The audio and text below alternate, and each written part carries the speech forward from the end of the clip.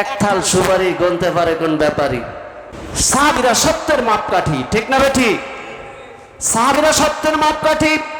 রাসূল বলেছেন আমার যুগ সত্যের যুগ, সাহাবীদের যুগ সত্যের যুগ, তাবিঈনদের যুগ সত্যের যুগ। তারপর কি হবে? ফিতনা শুরু হয়ে যাবে। আবু বকর বলেন ইয়া রাসূলুল্লাহ, তারপরেও কি আমাদের কেউ ভালোবাসবে না? বলে হ্যাঁ, লক্ষ লক্ষ কোটি কোটি মানুষ হবে যারা ও আবু বকর আপনাকে, ও ওমর আপনাদেরকে ভালোবাসবে, আপনাদেরকে মনে প্রাণে আপনাদের কথা স্মরণ করবে। এই মাসটি হলো হজের মাস। বলতে পারেন হুজুর হজের মাস কেমনে হইল? হজ তো এখনো সামনে। এখন লক্ষ লক্ষ হাজিরা কাবাগরের দিকে তারা ছুটে যাচ্ছেন, বিমানে করে, গাড়িতে করে, উটে চড়ে। সেই কথাই আল্লাহ তাআলা কোরআনে জানাই দিয়েছেন। হযরত ইব্রাহিম আলাইহিস সালাতু ওয়াস সালাম যখন কাবাঘর নির্মাণ করলেন, পুনর্নির্মাণ করলেন, তখন তিনি নির্মাণের পরে আল্লাহ তাআলা বললেন, হে ইব্রাহিম, আপনি মানুষদেরকে এই কাবাগরের দিকে আসার দাওয়াত দিয়ে দেন। ইব্রাহিম আলাইহিস সালাতু ওয়াস সালাম বললেন, হে আল্লাহ, আমার এই কথা শুনবে কে? তো আল্লাহ তাআলা বললেন, ইব্রাহিম, হে আমার খলিল, দাওয়াত দেওয়ার কাজ আপনার, মানুষের দিলে পৌঁছানোর দায়িত্ব আমার। সুবহানাল্লাহ। আমাদের কাজ দাওয়াত দেওয়া। কার দিলে বসবে, কে কথাটাকে গুরুত্ব সহকারে নিবে, সেটা দায়িত্ব কার? আল্লাহ। এজন্য ইব্রাহিম আলাইহিস সালাম দাওয়াত দিলেন, ওয়াআদ্দিন ফিন-নাসি বিল-হজ্জি ইয়াতুকা রিজালান ওয়া আলা কুল্লি যাবিরিন ইয়াতিনা মিন কুল্লি ফাজ্জিন আমিক। আল্লাহ বললেন, হে ইব্রাহিম, लोगों में हज का ऐलान कर दो, মানুষের ভিতরে আপনি হজের দাওয়াত দিয়ে দেন, এলান দিয়ে দেন। ইয়াতুকা রিজালান ওয়া আলা কুল্লি যামিরিন, वो आएंगे तुम्हारे तरफ पा प्यादा और दूर दराज रास्तों से आने वाले। তারা আসবে পায়ে হেঁটে, কেউ পায়ে সফর করে, কেউ তার উটকে দুর্বল করে তারা কাবা ঘরের দিকে আসতে থাকবে। আপনি দাওয়াত দেন। তো ইব্রাহিম আলাইহিস সালামের দাওয়াত আল্লাহ তাআলা যাদের কানে কানে পৌঁছে দিয়েছেন, বলছে তারা জীবনে একবার হলেও কাবা ঘরে যাবে, হজ করবে। সুবহানাল্লাহ। আল্লাহ তাআলা পৌঁছে দিয়েছেন। আল্লাহ, আমরা নিয়াত করি যে আল্লাহ তাআলা আমাদেরকেও কাবা ঘরে যাওয়ার তৌফিক দান করেন, বলেন আমিন। কোটি কোটি নেকি যেখানে পাওয়া যায়, প্রতি রাকাতে 1 লক্ষ রাকাত নামাজের নেকি আল্লাহ তাআলা দান করেন কাবাগরে যদি কেউ নামাজ পড়ে। প্রতি রাকাতে কত? 1 লক্ষ রাকাত। আল্লাহর রাসূলের ঘরে মদিনাতুল মুনাওয়ারায় পড়লে 50,000 রাকাত নামাজের নেকি আল্লাহ তাআলা দান করেন। এই মসজিদে পড়তেছি, এক রাওয়ায়াতে পাওয়া যায় 500 রাকাত, এক রাওয়ায়াতে পাওয়া যায় 25 রাকাত। আল্লাহ তাআলা নেকি দিতেছেন। নেকি দরকার আছে না নাই? জোরে বলেন। নেকি যদি দরকার এটা আমরা বুঝতাম, তা মসজিদে 12টায় ভরে যাওয়ার কথা ছিল। ঢাকা শহরে 12টার পরে অধিকাংশ মসজিদে আর ঢোকা যায় না। মসজিদের শহর হলো ঢাকা, এবং ঢাকার মানুষ, অধিকাংশ মানুষ নামাজি। আপনি ঢাকা শহরের মসজিদগুলোয় 12টার পরে আর ঢুকলে আপনি মেইন মসজিদের ভিতরে জায়গা পাবেন না, বারান্দায় অথবা দোতলায়, তিনতলায়, ছাদে। আমাদের এখনো সেই বুঝ তৈরি হয় নাই নেকির কত দাম। একটা নেকি কিয়ামতের ময়দানে আপনার আমাকে জান্নাতের ফয়সালা করাই দেবে। যারা এত নেকি কামাই করলেন তারাও সারা জীবন কান্না করে কবরে চলে গেলেন। হযরত আবু বকর, হযরত ওমর।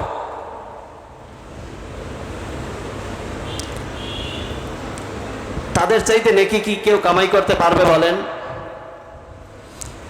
তারা নেকি কামাই করেছেন অসংখ্য অগণিত, কোটি কোটি কোটি কোটি। জান্নাতের সার্টিফিকেট দুনিয়াতে পেয়েছেন, তারপরেও তাদের চোখের পানি শুকায় নাই। মালিকের দরবারে কান্না করতে করতে করতে করতে তারা কবরে চলে গেছেন। হুজুর সাল্লাল্লাহু আলাইহি ওয়াসাল্লাম হযরত আলী রাদিয়াল্লাহু তাআলা আনহুকে সাথে নিয়ে কথা বলতেছিলেন। আরো দু একজন সাহাবা ইকরাম আছে, আলীকে জিজ্ঞাসা করতেছেন, ও আলী, বলো তো জান্নাতের মহিলাদের সর্দারিনী কে হবে? হযরত আলী বলতেছেন, ইয়া রাসূলুল্লাহ, সেটা তো আমার ঘরই। ঠিক না বেটি? ফাতিমাতু সাইয়্যিদাতু নিসাই আহলিল জান্নাহ রাদিয়াল্লাহু তাআলা আনহা। রাসূল বলেন, আলী, জান্নাতের যুবকদের সর্দার কারা হবে তুমি জানো নি? হযরত আলী বলেন, ইয়া রাসূলুল্লাহ, সেটাও তো আমার ঘরে। ওয়াল হাসান ওয়াল হুসাইন সাইয়্যিদা শাবাবি আহলিল জান্নাহ রাদিয়াল্লাহু তাআলা আনহুমা। ঠিক কি না? হাসান হুসাইন জান্নাতের যুবকদের সর্দার হবে। আল্লাহর রাসূল জিজ্ঞাসা করলেন, ও আলী, বলো জান্নাতের বুড়া মানুষের সর্দার কে হবে? বুড়া মানুষ? হুজুর, এত আমি জানি না। দুইজনের বলছি তো আমার ঘরে, তো বুড়া মানুষের সর্দার কারা হবে আমি জানি না গো ইয়া রাসূলুল্লাহ। ইতিমুহূর্তে হযরত আবু বকর আর হযরত ওমর আসতেছেন। যখন তারা দুইজন কাছাকাছি আসছেন, রাসূলের মুখ মলিন হয়ে গেছে। কাছাকাছি আসলেন, আল্লাহর রাসূলের কাছে বসলেন। সাহাবী দুইজন হযরত আবু বকর ওমর জিজ্ঞাসা করেন, ইয়া রাসূলুল্লাহ, ইয়া হাবিবাল্লাহ, কি জানি শুনতেছিলাম আমরা দুইজনে, আপনি হাসি খুশি ছিলেন, কিন্তু কাছাকাছি আসতে আপনি মুখটা মলিন করে ফেললেন, বুঝলাম না। আল্লাহর রাসূল বললেন, ও আবু বকর, আমি বলতেছিলাম জান্নাতের বুড়া মানুষের সর্দার কে হবে? আমার আলী বলতে পারে নাই। শুনিয়া রাখো, জান্নাতের বুড়া মানুষের সর্দার হবে আমার দুইজন প্রাণ প্রিয় সাথী, আমার দুইজন শ্বশুর, আমার দুইজন বন্ধু, আমার দুইজন প্রাণের মানুষ। হযরত আবু বকর আর ওমর হবে জান্নাতের বুড়া মানুষের সর্দার। আবু বকর ওমর বলে, ইয়া রাসূলুল্লাহ, এটা তো খুশির সংবাদ, মনটা বেজার করলেন কেন? আল্লাহর রাসূল বলেন, ও আবু বকর ওমর, শোনো, তোমরা জান্নাতের বুড়া মানুষের সর্দার হবা, কিন্তু তারপরেও দুনিয়ায় এমন কিছু মানুষ আসবে, তারা তোমাদের উপরেও আঙ্গুল উঠাবে, তোমাদের বদনাম করতে চাবে। আবু বকর ওমর বললেন, ইয়া রাসূলুল্লাহ, এমন মানুষ দুনিয়ায় আসবে, আমাদের বদনাম করবে, আমাদের সমালোচনা করবে? বলে, হ্যাঁ। আবু বকর ডেকে বলেন, ইয়া রাসূলুল্লাহ, জীবনটা তো আপনার জন্য, আপনার উম্মতের জন্য দিয়ে দিলাম। আমি 13টা দোকানের মালিক ছিলাম, সবগুলো ইসলামের জন্য, দ্বীনের জন্য, আপনার জন্য, আপনার উম্মতের জন্য আমি সব অক্ষ করে দিয়েছি। ইয়া রাসূলুল্লাহ, আমার পরনে আমি তো সালার চট পরিধান করেছি ইসলামের জন্য, আপনার মহব্বতে, আপনার ভালোবাসায় আমি সালার চট পর্যন্ত পরেছি, তারপরেও কি ওই মানুষগুলো আমাদের বদনাম করবে? বলে, হ্যাঁ, কিছু মানুষে করবে। আসহাবিকান নুজুম বিআইহিম ইক্তাদাইতুম ইহতাদাইতুম।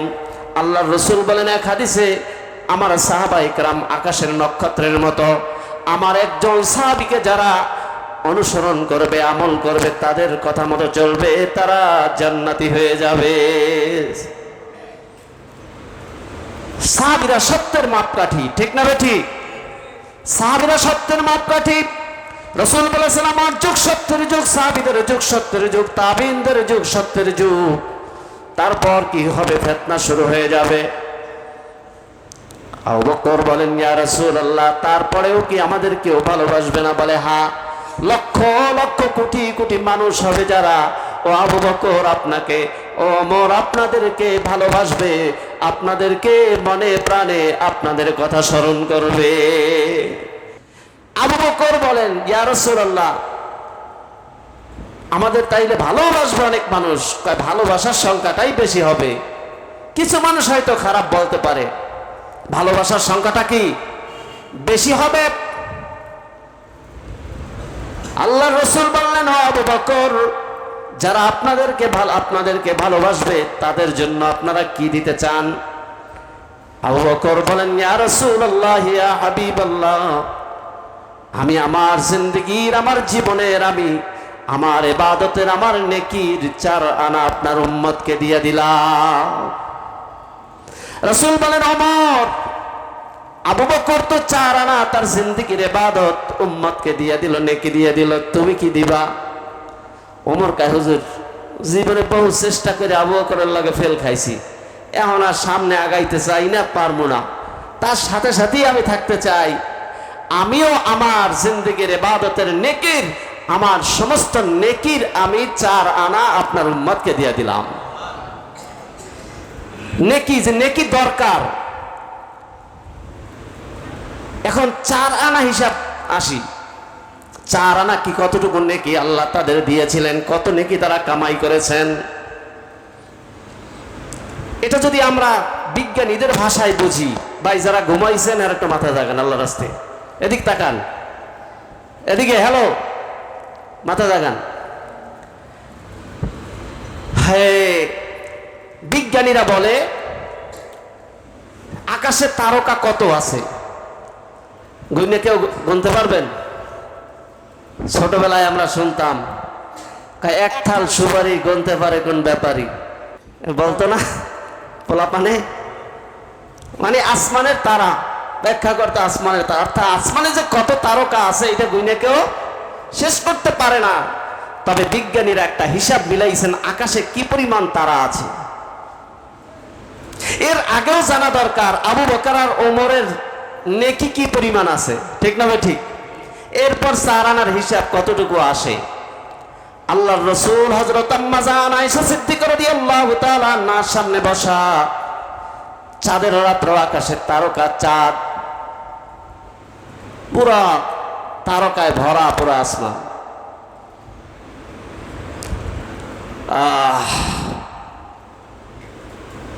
আম্মা জান আয়েশা সিদ্দিকা জিজ্ঞাসা করেন, ইয়া রাসূলুল্লাহ, আকাশের এই তারকা সমান কি কারো নেকি আছে? এত নেকি কি কারো আছে আকাশের তারকা সমতুল্য? আল্লাহর রাসূল বললেন, হ্যাঁ আছে। কয় কার? কয় ওমরের। যেই ওমরের কথা শুনছে মনটা বেজার হয়ে গেছে। আল্লাহর রাসূল চেহারার দিকে তাকিয়ে বলেন, আয়েশা, মনটা বুঝি খারাপ হয়ে গেছে? তোমার বাবার নাম বলি নাই, তোমার মনটা খারাপ হয়ে গেছে। ওমরের নেকি আসমানের তারকা সমতুল্য। শুনিয়া রাখো আয়েশা, তোমার মনটা খারাপ হয়েছে নাকি? আয়েশা রাদিয়াল্লাহু তাআলা আনহা বলেন, হুজুর বুঝতে পারছেন, আবার খোঁচা দিলেন কেন? বুঝাও, আবার খোঁচা দিলেন কেন? তাই শুনিয়া রাখো আয়েশা, তোমার আব্বার এত পরিমাণের নেকি সমস্ত নবী রাসূল বাদে যত উম্মত কিয়ামত পর্যন্ত আসবে, তোমার বাবার নেকি সমতুল্য কেউ কামাই করতে পারবে না। তাইলে আবু বকরের নেকি কত? আমরা তো মনে করি ওরে নেকি বহুত কামাই করে ফেলাইছি, এত আগে মসজিদে যাই লাভ কি, এত সব দিয়ে করবো কি? হ্যাঁ, এত মসজিদে যাই লাভটা কি, এত নেকিতে করবো কি? আর আবু বকরের নেকি কি পরিমাণ? নবী এবং রাসূল বাদে কিয়ামত পর্যন্ত যত মানুষ আসবে, আবু বকরের নেকি অতিক্রম করতে পারবে না। জোরে বলেন সুবহানাল্লাহ। তো এই আবু বকর এত নেকি, তাইলে ওমরের হইল আকাশের তারকা সমতুল্য নেকি। আর আবু বকরেরটা তো আর হিসাব নাই, নবী রাসূল বাদে সমস্ত উম্মতের চাইতে আবু বকরের নেকি বেশি হবে। এই আবু বকর দিলেন 4 আনা নেকি উম্মতকে, আল্লাহর রাসূলের উম্মতকে, আমাদেরকে। বলেন আলহামদুলিল্লাহ। আবু বকর দিলেন তার ইবাদতের, তার জীবনের নেকি 4 আনা দিয়ে দিলেন। ওমর দিয়ে দিলেন 4 আনা। এখন বলুন এই 4 আনার হিসাব কি পরিমাণ? বিজ্ঞানীরা হিসাব মিলাইয়া দেখছে আকাশে যেই পরিমাণ তারকা আছে এটা যদি গণনা করার হিসাব মিলাইতে হয়, পৃথিবীতে এখন মানুষ আছে 750 কোটি। কত কোটি? 750 কোটি মানুষ আছে।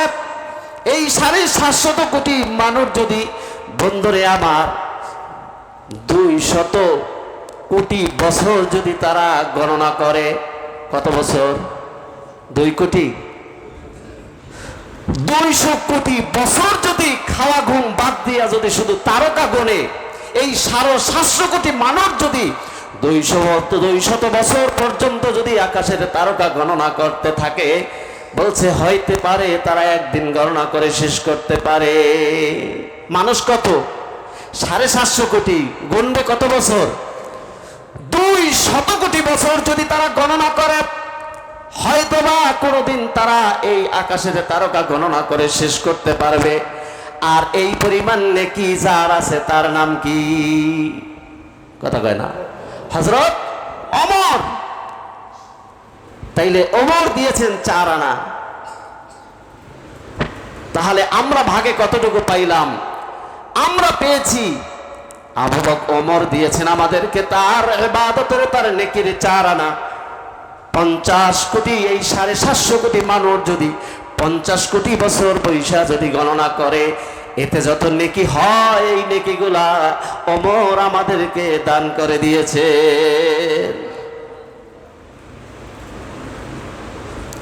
আবু বকরও দিয়েছেন 4 আনা।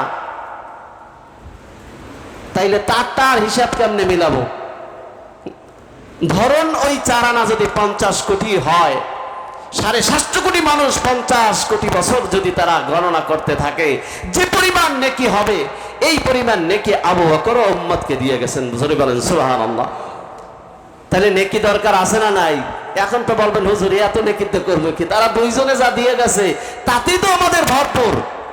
আশারায়ে মুবাশশারা সাহাবায়ে কেরাম যেই নেকিগুলো আমাদেরকে দান করে দিয়েছেন এই উম্মতের জন্য, আমাদের ভালোবাসায় বন্ধু, তারপরেও কিয়ামতের ময়দানে কিছু মানুষ তার নেকির, একটা নেকির জন্য জান্নাতে যাইতে পারবে না।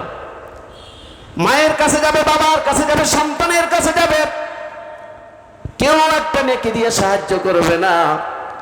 মায়ের কাছে যেয়ে বলবে, ও মা, জীবনে কত আমাদেরকে ভালোবাসলা, মা গো একটা নেকির জন্য জান্নাতে যাইতে পারি না গো মা, একটা নেকি দাও। বলবে হ্যাঁ বুঝি তোমার নেকির দরকার, কিন্তু তুমি কে? এখানে তো পরিচয় দেওয়ার কোনো উপায় নাই, কারণ আমিও জানি না আমি একটা নেকির জন্য আটকা পড়ে যাই কিনা। বাবার কাছে যাবে, বাবা তুমি আমাকে কত ভালোবাসছো, বাবা একটা নেকি দিয়ে সাহায্য করো।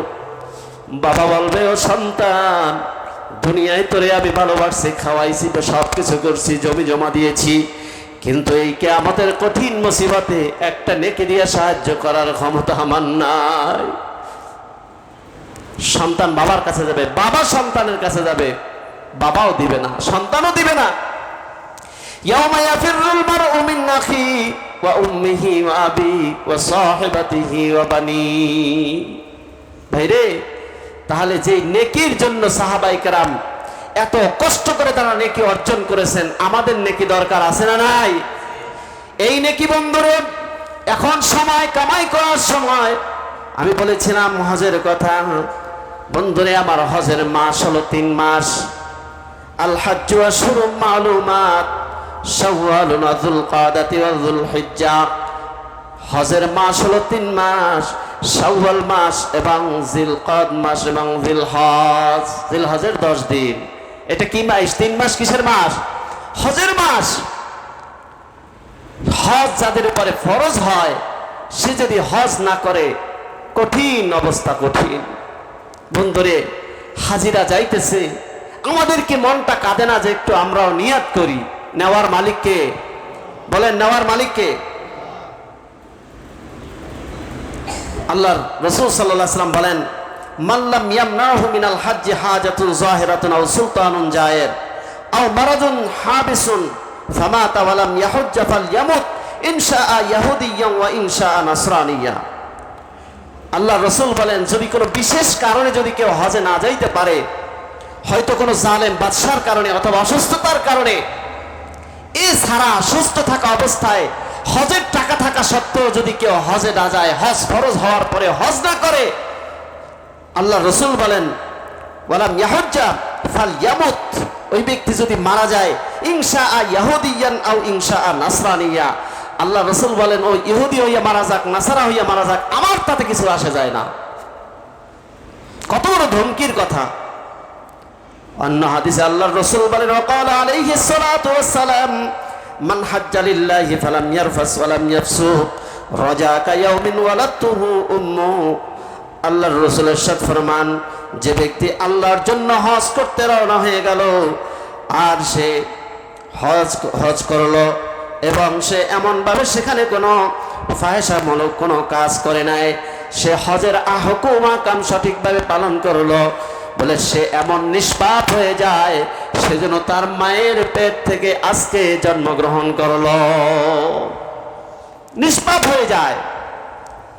বন্ধুরে, এজন্য সময় কম, আমাদের হাজিরা যাইতেছে, হাজিদের কাছে আমরা দোয়া চাবো এবং নিজেরা প্রস্তুতি নেই, যদি হজ ফরজ না হয় কমপক্ষে ওমরা করার নিয়াত করি। টাকা ব্যাংকে রাখতে রাখতে ব্যাংকের টাকায় ঋণী পেয়ে গেছে, হজের নিয়াত আমরা করতে পারি না। আহা আফসোস, যাদের উপরে হজ ফরজ আমরা কি করি, কয় মেয়েটা বিয়া করাইয়ে লই, ছেলেটা মেয়ে বিয়া দিয়ে নেই, ছেলের বিয়া করাই নেই, এরপরে কি কয় বাড়িটা একটু কাজ বাকি আছে এইটা সাইরে নেই, এরপরে কি কয় চাকরিটা রিটায়ার্ডে যাইয়ে নেই। মানে এই যে প্ল্যান প্রোগ্রাম করতে করতে এক সময় তার আর সুযোগ হইয়া ওঠে না, আছে না নাই? বন্ধুরে আমার, এমনটা না যখনই আমার হজ ফরজ তখনই আমার রওনা হওয়া দরকার, তখনই রওনা হওয়া দরকার। তবে এটা মনের ব্যাপার, মনের ব্যাপার। আমাদের সকলের নিয়াত আছে তো ইনশাআল্লাহ? আল্লাহর ঘর, আল্লাহর রসুলের রওজা জিয়ারত করব।